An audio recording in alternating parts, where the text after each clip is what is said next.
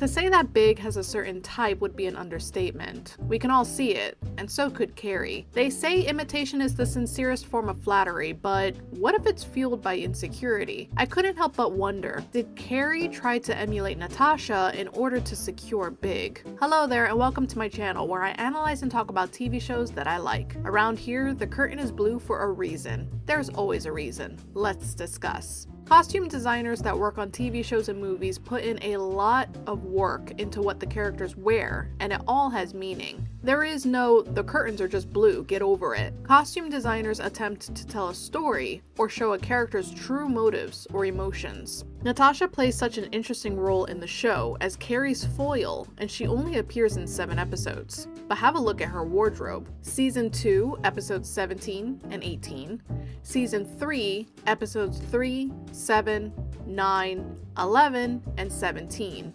Notice something? When Natasha is in a relationship with Big, whether that's dating, engaged, or married, we constantly see her in white. Of course, this gives us the idea that she's chic, minimalistic, and classy, but it also gives off a bridal look. The second Natasha and Big get a divorce, she's donning different colors, lavender and pink, in order of appearance. She's showing the world that she's back on the market and ready to start dating again after a crazy divorce. Carrie's wardrobe is usually all over the place, and there's some bold choices. Side note, I actually do like Carrie's fashion sense. There's only 1 or 2 outfits that I think are a little too out there, but my point is, she doesn't really stick to just one color like Natasha does, but it is wild how her choice of wardrobe shifts after certain events with Natasha. Season 2, episode 18, Carrie learns that Big and Natasha are engaged and flips out, understandably. I do see that she wears a pink dress when she meets up with Big, and there is something there, but put that on pause for just a second. We need to talk about something else first. Carrie receives an invitation to their engagement party and decides to meet Big right outside of it. As he's about to climb into the car with Natasha, what's she wearing? Something that seriously looks bridal. It's almost as if she marched down there to say to Big, "See, I can be a bride too." Carrie very specifically chose to wear something very minimalistic with a similar color palette to Natasha's outfits. Then, in season 3, episode 17, Carrie decides to confront Natasha to clear her karma and ambushes her on a lunch date. This is the last time we see Natasha in the original series. Natasha is wearing a pink dress, and in the very next episode, when Big calls Carrie, episode 18, because he wants to ask if the divorce and the explosion was all his fault. What does Carrie wear to lunch? A pink dress. Now, you're probably thinking that I'm crazy, but let me ask you a quick question. How come in season 1, we constantly saw Carrie with her curly hair, but the second she learned that Big has an ex-wife, Barbara, in season 1, episode 8, and she makes up a whole story about some book she's writing just to meet Barbara and ambush her once again? How come Carrie straightened her hair when Barbara also has straight hair? These aren't coincidences, they are purposeful choices that the costume designers, makeup artists, and hairstylists make based on the story. Back to Natasha and Carrie though, there's a motive for Carrie to be doing all of this. In season 3, episode 3, after seeing in the paper that Big and Natasha got married, she says this to Charlotte: "He wasn't the right man for you."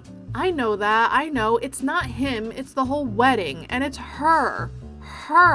You know, she's just, shiny hair, style section, Vera Wang, and I'm the sex columnist that they run next to ads for penile implants. Carrie always felt lesser than Big. It's partly why he has that nickname in the first place. It feels as though he is as big as New York City itself. When Carrie and Big were on again, off again for 2 whole years, season 1 and 2, Carrie struggled with the fact that Big wouldn't introduce her to his family or friends, wouldn't bring her out to more places, and wouldn't integrate her more into his social circles. In season 2, episode 10, we do see him invite her to a party to intermingle in his social circle, but she leaves the party after being told to smoke on the balcony and being caught in a compromising situation. She couldn't meet his mom unless she ambushed them at the church and played spy, and when she did meet some friends, like in season 1 episode 7, random women are coming up and kissing him, and one of his friends calls her Julia. All of this by itself would obviously make her feel as though she's not enough for Big. She's never good enough for Big. Not to mention she knows that he usually dates supermodels, shown in season 1 episode 2. So Carrie is comparing herself to these women that Big is usually interested in, who are wealthy, or at least wealthier than her, younger, in his social groups already, or at least adjacent, easy to get along with, not complicated. Carrie asked Big in season 2 episode 18, "Why wasn't it me, Carrie?" No, seriously, I really need to hear you say it. Come on, be a friend. I don't know. It just got so hard, and he wanted to say, it's easy being with her. Things are easy. She's beautiful, and she loves me. She's everything I should want. Obviously, we know what happens with that. The most diabolical form of imitation that Carrie attempts to do is still upon us. This is something that I've never seen anyone point out, so hold on to your hats. In season 3, episode 11, we see Carrie and Big hotel hopping as they continue their affair. They go from elegant hotels to seedy ones. For this reason, you picked the hotel. I picked it because it's on 56th and 8th. Nobody knows us on 56th and 8th. 56th and 8th is safe. So we can safely assume that at this point, Carrie does not want anyone to know about the affair, right? She doesn't want to accidentally run into Aiden, and at the time, Charlotte still didn't know either. Next thing we know, they're at Big's apartment, in Big and Natasha's marital bed. If you thought the imitation was this part, bear with me a little bit more. Take your time, shower. There's stuff in the kitchen if you're hungry. It was the lowest of the low. I had finished making love to my married ex-boyfriend on his lunch hour at his apartment, while his 25-year-old wife was sunning herself at the Hamptons. Now, I want y'all to do a little exercise with me. I want you to picture Big and Natasha's shower, probably modern, and their products are obviously in there. Big's manly scented body wash and Natasha's perfumed body wash.